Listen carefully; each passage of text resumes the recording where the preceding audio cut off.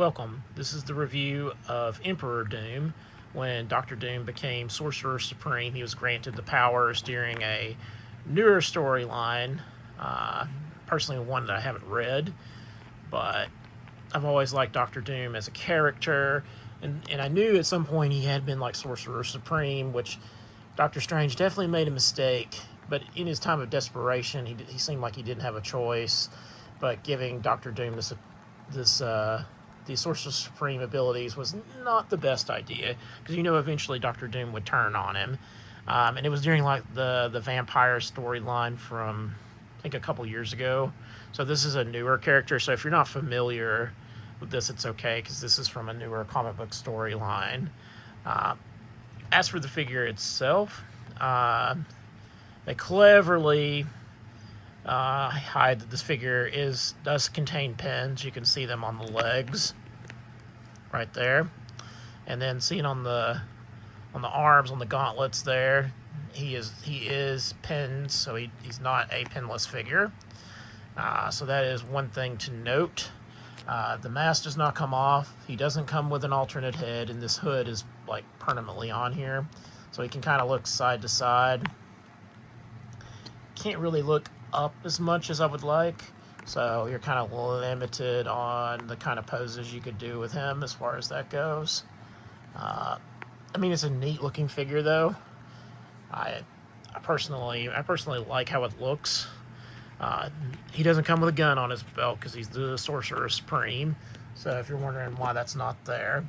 As far as accessories, he already has the fist hands already on it when you open the package, but he does come with additional pair of hands. So he's got like this open grabby hand, and a hand that looks like it should have been for a gun, but he doesn't have a weapon at all, no holster for it or anything.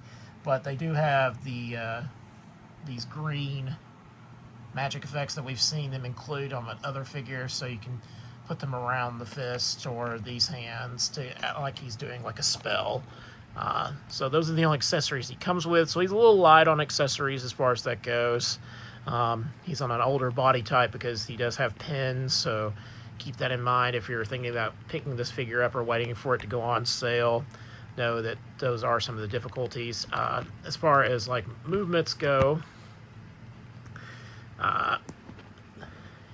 his tunic thing here is movable, so you can get the leg movements and all that. The cape and the cape cloak thing can go up, so you won't have any issues with his articulation. It's really just the head articulation is really where he's limited as far as that goes.